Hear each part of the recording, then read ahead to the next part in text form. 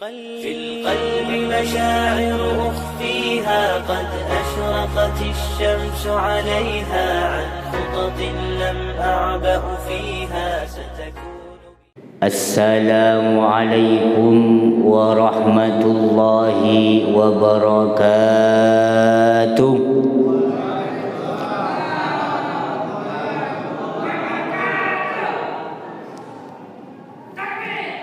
Allahu Akbar. Alhamdulillah. Alhamdulillahi Rabbil Alamin. Wa bihi nasta'inu ala umuri dunya waddin. Wassalatu wassalamu ala ashrafil anbiya'i wal mursalin.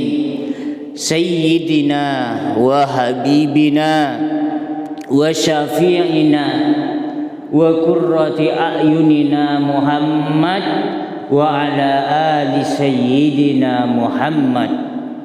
Allahumma salli ala sayyidina Muhammadin al-fatih lima uliqa wal khatimi lima sabaqa nasiril haqqi bil haqqi wal hadi ila siratikal mustaqim wa ala alihi haqqa qadrihi wa miqdarihil azim, amma ba'du. Alhamdulillah, pagi hari ini Allah masih memberikan rahmat dan hidayahnya kepada kita semuanya.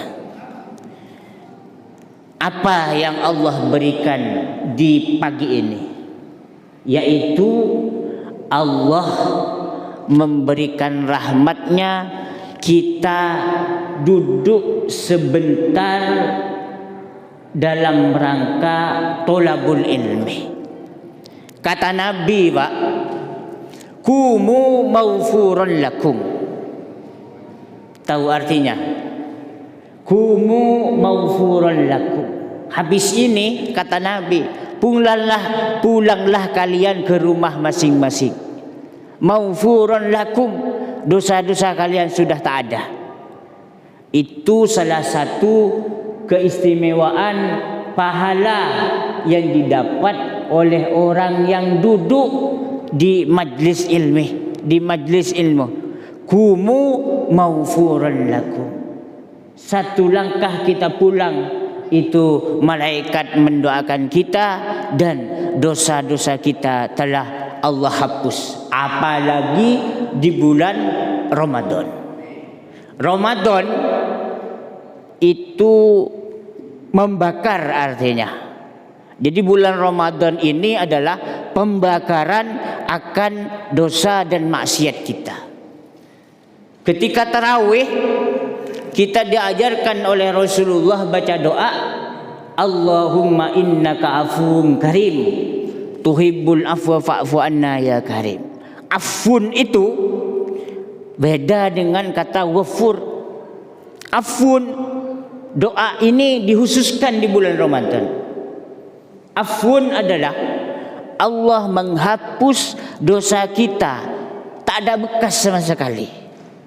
Kalau ghafur itu masih ada bekasnya. Tapi dengan kata afun di bulan Ramadan, Allah menghapus tanpa bekas. Makanya setelah kita selesai 30 hari berpuasa, nanti kita mengumandangkan takbir Allahu Akbar walillahil ham, Idul Fitri, karena kita tak ada dosa sama sekali, seperti halnya bayi yang baru lahir dari rahim ibunya. Itulah kita yang Allah berikan hidup di bulan Ramadan. Dulu, Pak, saat Nabi Isra Mi'raj, Nabi Isra minal Masjidil Haram ilal Masjidil Aqsa hatta al-Mustawa, sampai ke Sidratul Muntaha.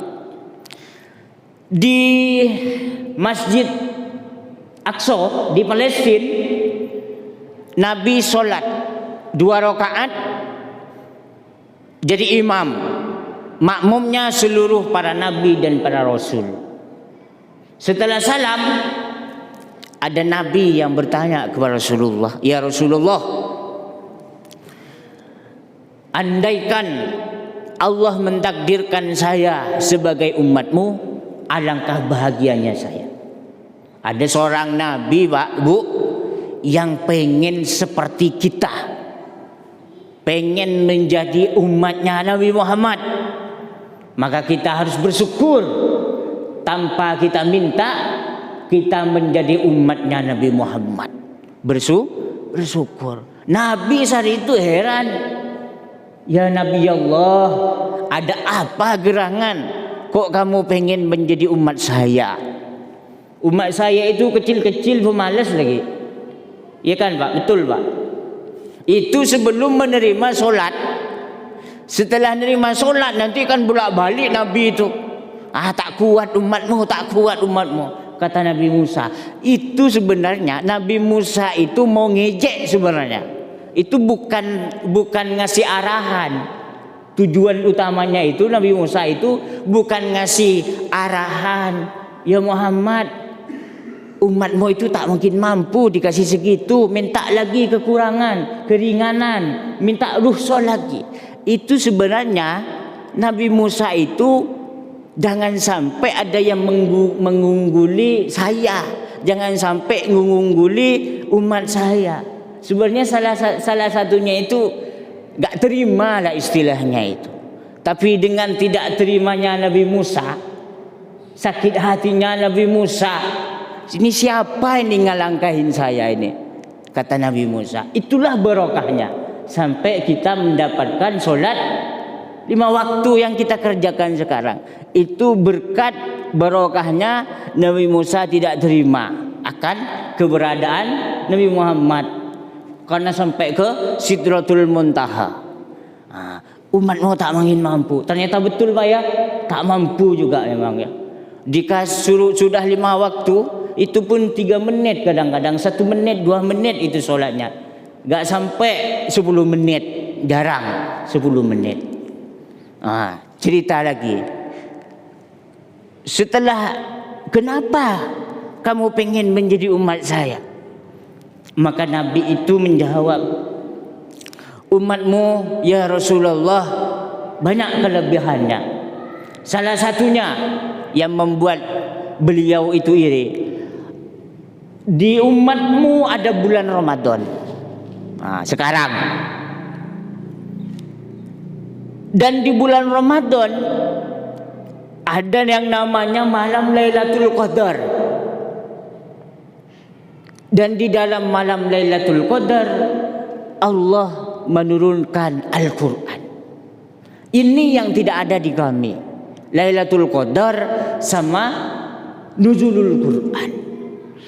Maka kita selaku umatnya Nabi Muhammad, jangan sampai kita tidak mendapatkan malam Lailatul Qadar itu. Karena Lailatul Qadar itu pahalanya melampaui nanti pahalanya umat-umat terdahulu. Coba bayangkan Pak, setiap tahun kita mendapatkan malam Lailatul Qadar, mendapatkan 1000 bulan tiap tahun. Kita hidup misalnya, kita ibadahnya kita 40 tahun. Tiap tahun dapat 1000 kali 40. Berapa tahun kita hidup ibadah kita? Melebihi umatnya Nabi Nuh, Nabi Musa dan sebagainya yang panjang-panjang usianya itu. Kalau kita mendapatkan setiap tahun, apakah kita bisa mendapatkan? Insya Allah kita mendapatkan itu. Cuman kita tidak sadar. Kata di hadis yang lain, kita sholat maghrib saja, kita sholat isya saja, itu sudah kita mendapatkan malam Lailatul Qadar. Yang penting dari tanggal 1 sampai tanggal 30 itu jangan bolong-bolong maghribnya nanti. Kalau bolong maghribnya nanti jadi hantu nanti. Begitu. Itu yang membuat ada seorang nabi yang pengen menjadi kita. Maka kita jangan sia-siakan sebagai umatnya Nabi Muhammad sallallahu alaihi wasallam. Lailatul Qadar, kedua adalah Al-Quran, malam nuzulul Quran. Para jemaah, bapak-bapak, ibu-ibu yang saya hormati, tak terasa sudah 11 hari. 12 hari. Hah? Sudah tinggal separuh bulan Ramadan ini. Kita berpuasa sudah hampir separuh. Maka secara tidak langsung Ramadan sedikit telah mau meninggalkan kita. Maka sisa dari puasa ini jangan sampai kita menyia-nyiakannya. Kita harus meningkatkan kualitas puasa kita. Kuantitasnya mungkin alhamdulillah kita puasa semua, menahan diri dari lapar haus dari pagi sampai maghrib. Maka kualitasnya ini yang perlu kita tingkatkan. Supaya apa? Supaya la'allakum tattaqun, supaya kita keluar dari yang namanya muttaqin itu. Supaya apa lagi? Supaya ghufira lahu ma taqaddama min dzambih, supaya Allah menghapus dosa-dosa kita. Cara meningkatkan kualitas puasa kita, Nabi bilang, mewanti-wanti kepada kita supaya kualitas puasa kita itu bagus. Kata Nabi, kalau kamu hari itu berpuasa, fala yarfus wala yashkhab, jangan berkata kotor, jangan berkata keji. Artinya di samping kita menahan nafsu makan, menahan lapar, menahan haus, kita juga menahan yang namanya hawa nafsu. Bagaimana lisan kita itu puasa, mata kita juga puasa, telinga kita juga puasa. Ketika seluruh anggota badan kita sudah berpuasa, baru ghufira lahu ma taqaddama min dzambi, baru kita mendapatkan yang namanya Allah akan menghapus semua kesalahan dan maksiat kita yang lalu. Ketika seluruh anggota badan kita itu sudah berpuasa, baru kita mendapatkan la'allakum tattaqun, yaitu bertakwa. Kita termasuk orang yang muttaqin. Ada sebagian ulama mendefinisikan takwa ini begini. Takwa itu terdiri dari huruf ta, qaf, waw, takwa. Iya, takwa. Kata beliau, orang yang bertakwa itu pertama taqarrub ilallah, selalu dekat sama Allah, takut kepada Allah, khauf dan roja, itulah orang yang bertakwa. Maka di bulan Ramadan ini Allah mengajarkan kepada kita semuanya, melewati amalan puasa kita disuruh lebih dekat sama Allah. Ketika kita sudah dekat sama Allah, maka insya Allah kehidupan kita enak, nyaman, karena kita sudah dekat sama Allah. Contoh, ayat Al-Quran berbunyi, fatalaqqa Adamu mir rabbih kalimatin fataba alaihi innahu huwat tawwabur rahim. Ketika Nabi Adam diturunkan ke muka bumi karena melakukan kesalahan, karena melakukan kehilafan, makan buah khuldi, karena termakan oleh tipu daya setan yang berani mengatasnamakan Allah, maka Nabi Adam makan buah khuldi. Maka diturunkanlah ke muka bumi, fatalaqqa Adamu mir rabbih. Maka Nabi Adam menyesal, bermunajat sama Allah, minta ampun sama Allah, menangis sama Allah. Min rabbihi kalimatin fataba alaihi. Kalimatin di sini, Pak, diartikan dengan berpuasa. Jadi Nabi Adam, penyesalan Nabi Adam, nangisnya Nabi Adam itu lewat beliau berpuasa, mengetuk pintu langit dengan berpuasa. Fataba alaih, maka Allah dekat, maka Allah mengampuni Nabi Adam, maka Allah dekat lagi dengan Nabi Adam. Dulu masih di surga itu Nabi Adam sama Allah sangat dekat tanpa jarak. Ketika Nabi Adam melanggar, diturunkan ke muka bumi, jauh antara Nabi Adam sama Allah. Setelah kalimatin, setelah Nabi Adam melakukan puasa, ada yang bilang 40 hari, fataba alai, maka Nabi Adam sama Allah dekat lagi. Innahu huwat tawwabur rahim. Jadi Pak, ternyata yang membuat kita jauh dari Allah itu karena maksiat kita, karena dosa kita. Maka cara efektif supaya kita lebih dekat, cepat dekat sama Allah, husul kepada Allah, kalimatin, yaitu melalui berpuasa. Makanya tujuan dari berpuasa adalah la'allakum tattaqun. Nah, itu salah satu contoh begitu besar keistimewaan orang yang berpuasa. Ada lagi di dalam Al-Quran. Ketika Nabi Musa itu di Bukit Tursina selama 40 hari. Di dalam Al-Quran itu 30 baru 10. Ibnu Katsir itu mengatakan beliau itu berpuasa untuk menerima kitab Taurat.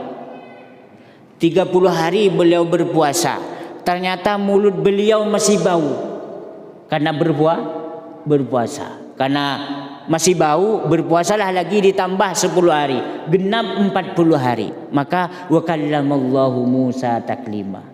Maka Nabi Musa itu dijuluki dengan Kalimullah lewat berpuasa di Bukit Tursina, baru mendapatkan yang namanya kitab Taurat itu. Makanya di dalam Al-Quran, min qablikum la'allakum tattaqun, diwajibkan atas kamu dan sebelum kita Nabi Nuh itu juga berpuasa, cuman beda-beda caranya.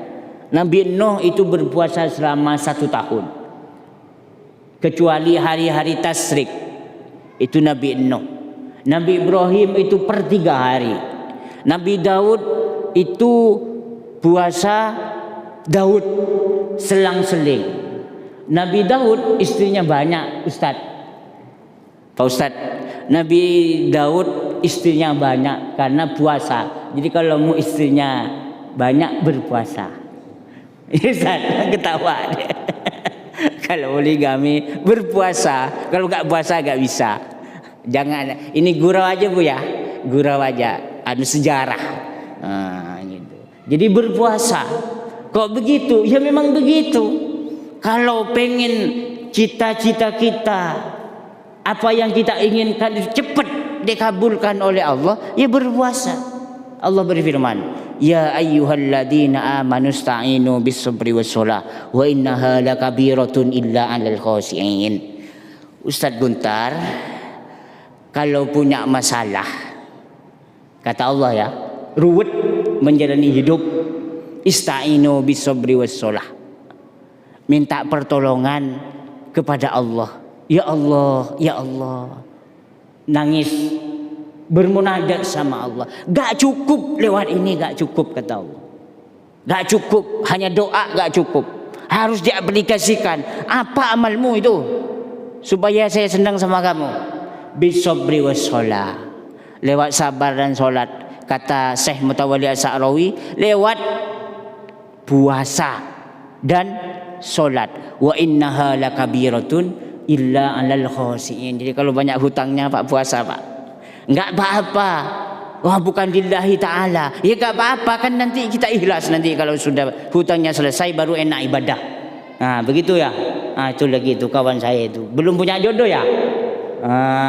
Belum punya jodoh kan? Cobalah puasa. Niru Nabi Adam 40 hari. Insya Allah ketemu jodohnya langsung. Bukan saya yang ngomong, Allah. Ista'inu bis-sabri was-shalah. Misalnya yang enggak punya anak misalnya, berpuasa aja Pak. Insya Allah. Saya membuktikan Pak. Saya cerita Pak, boleh cerita. Ini betul-betul ista'inu bis-sabri was-shalah.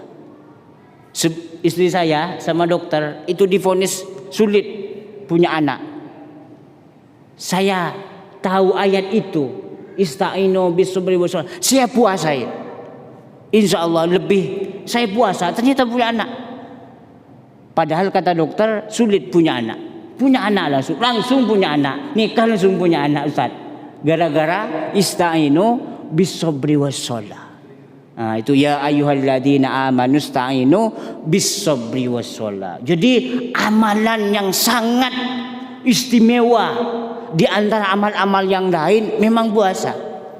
Kata Allah, kata Nabi, as-saumu li wa ana ajzi bihi. Puasa itu untukku dan saya yang akan memberi pahala orang yang berpuasa. Jadi puasa ini tidak lewat malaikat raqib sama atid. Kalau kita sedekah dicatat sama raqib atid. Oh ya, ini hari ini sedekah, hari ini dia zakat. Tapi kalau puasa as-saumu li wa ana ajzi, langsung Allah yang mencatat karena puasa itu adalah untukku kata Allah. Nah, begitu ya Ustaz ya. Wahyu, Ustaz Wahyu, begitu. Puasa. Sekarang ini pembelajaran diwajibkan. Ini puasa pembelajaran yang nantinya setelah bulan Ramadan continue dengan setelah Ramadan baru kita mengerjakan puasa-puasa sunnah yang lain. Puasa Senin Kamis dan sebagainya. Puasa Daud kalau mampu. Begitu. Yaumul Bid kalau mampu. Taqarrub ilallah. Contoh. Bahkan ada yang bilang bukan hanya manusia yang min qablikum, bukan hanya manusia yang puasa. Hatta hewan saja juga berpuasa. Contoh kata ulat, kepompong, kupu-kupu. Itu katanya puasa. Jadi supaya ulat menjadi kupu-kupu bisa terbang, itu beliau ulat itu karena puasa jadi beliau. Ulat itu jadi kepompong lama itu katanya puasa. Jadi kalau Ustaz Wahyu kalau mau terbang puasalah, nanti terbang nanti punya sayap. Itu barokahnya puasa.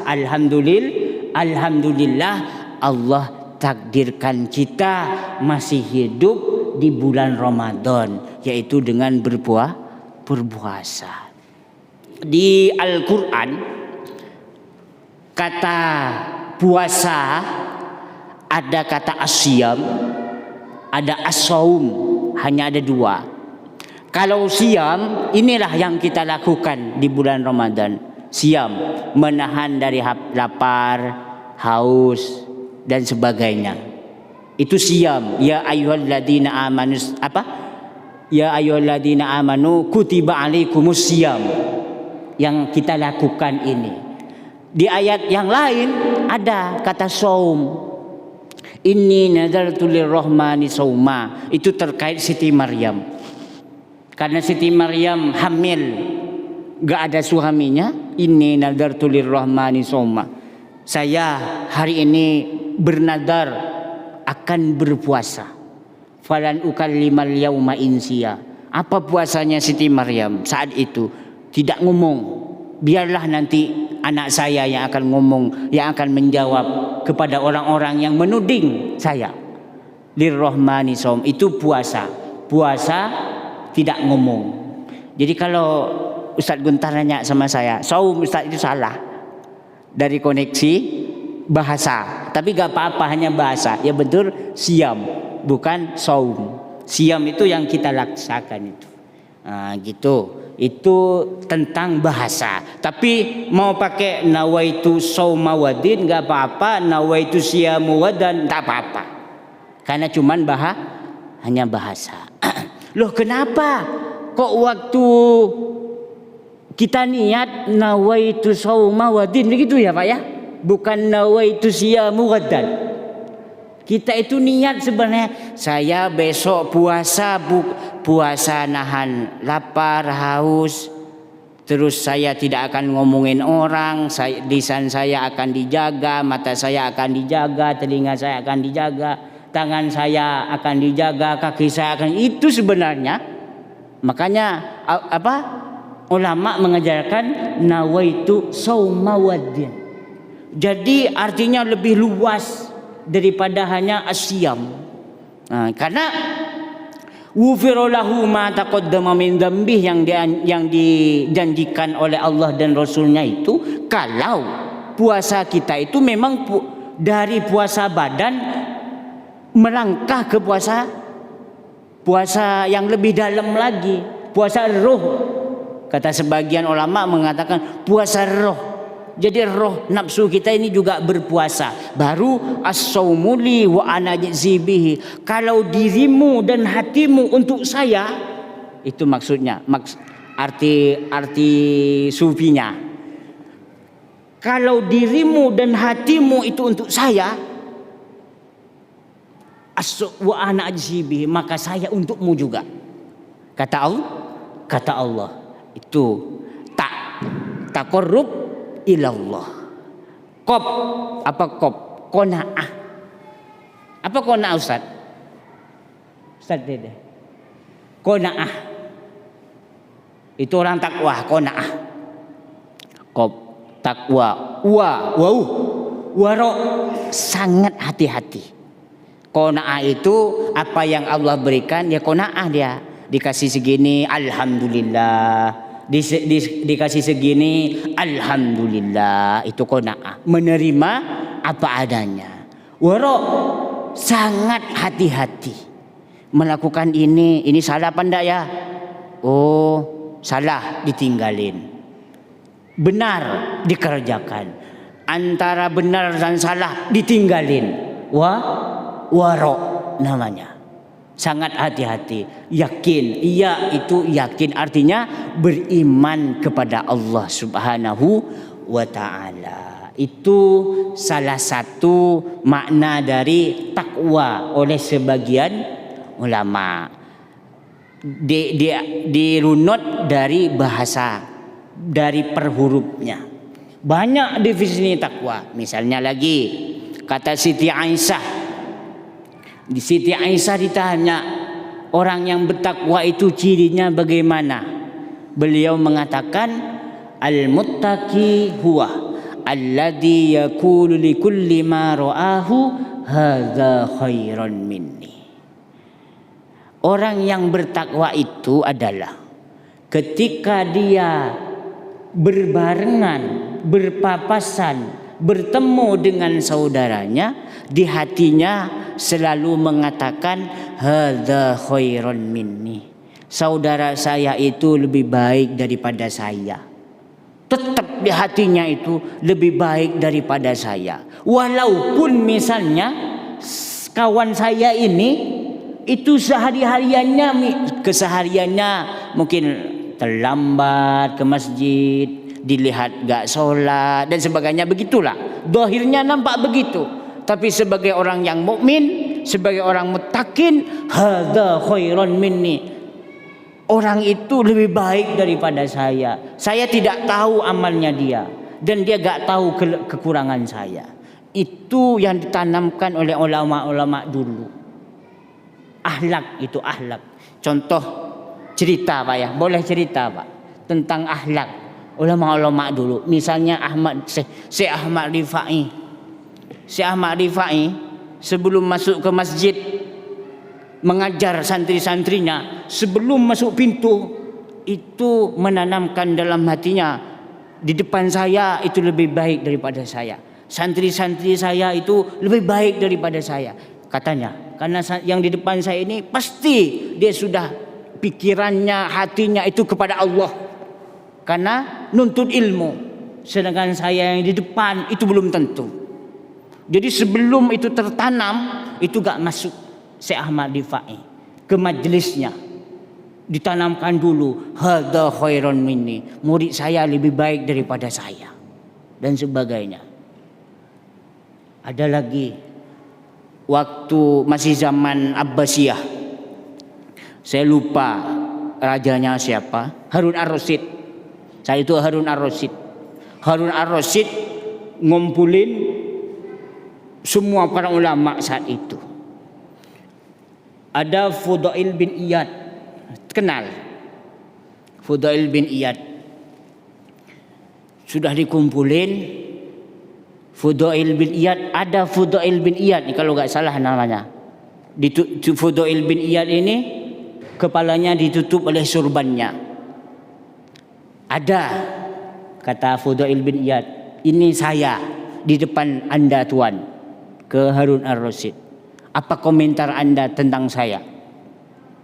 Terus Fudail bin Iyad menjawab apa? Sungguh besar tanggung jawabmu ya Tuan, ya wahai raja, di hadapan Allah. Di dunia lebih-lebih nanti di akhirat. Itu cuman bahasa Fudail bin Iyad. Maka saat itu Harun ar-Rasyid langsung nangis. Tak usah sampai 1 jam Pak ya. Fudail bin Iyad hanya ngomong, sungguh besar tanggung jawabmu. Harun ar-Rasyid langsung nangis. Gak usah ceramah sampai 1 jam, gak nangis-nangis kita, malah ketawa gitu kan. Kok bisa begitu? Hanya dengan mengatakan sungguh berat tanggung jawabnya langsung nangis. Langsung meleleh, satu ruangan itu nangis semuanya para ulama itu. Ternyata apa katanya? Berdakwah, ini kan ustadz semua. Kita akan berdakwah semua. Berdakwah itu tidak cukup dengan hiasan kata-kata yang indah, ilmu yang banyak, retorika yang banyak. Tapi berdakwah itu yang penting adalah bagi seorang pendakwah, ke saya ini sebenarnya, saya ceramah ke saya ini, adalah bagaimana hati itu kosong dari bab dunia. Hati itu harus Allah, baru kita bisa seperti Fudail bin Iyad. Tuan, tanggung jawabmu besar sekali.